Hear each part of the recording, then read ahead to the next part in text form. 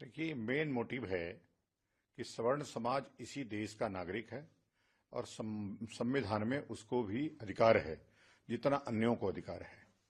आरक्षण से देश महान नहीं बन सकता। आप -40 वाले डॉक्टर से स्वास्थ्य सिस्टम को सुधार नहीं सकते। -40 नंबर वाले से इंजीनियर से आप बढ़िया पुल नहीं बना सकते, देश नहीं बना सकते। देश 5 नंबर पाने वाले फिजिक्स के प्रोफेसर को आप अच्छा शिक्षक नहीं बना सकते। हमारी लड़ाई योग्यता के लिए है।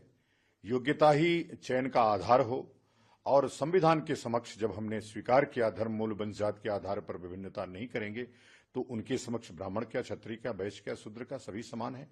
हम समानता की लड़ाई लड़ रहे हैं और जिस प्रकार से 75 वर्षों से के आरक्षण से देश खोखला हुआ, अयोग्यता को बैसाखी पे खड़ा करके योग्य सिस्टम में डाला गया, उससे नुकसान हुआ है।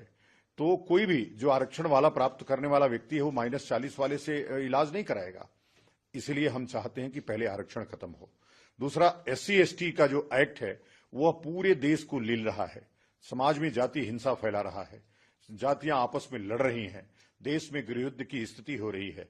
इस नाते SC/ST जैसे काले कानून को जड़ से समाप्त होना चाहिए। ये नहीं हो सकता कि यदि पंडित जी कुछ बोल दें तो SC/ST और जो दूसरा वर्ग है SC/ST वाला वो गाली भी दे, मारे भी तो उसके ऊपर कोई कार्रवाई नहीं। न्याय के समक्ष, विधि के समक्ष समानता का अधिकार हमने स्वीकार किया है, इसलिए न कोई छोटा है न कोई बड़ा है।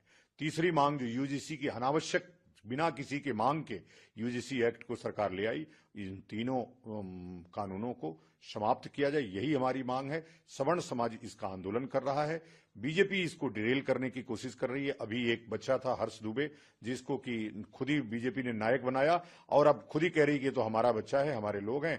प्रेस कॉन्फ्रेंस करके अभी उत्तर प्रदेश के उप मुख्यमंत्री ने इस पूरे आंदोलन की हवा निकालने की कुत्सित प्रयास किया।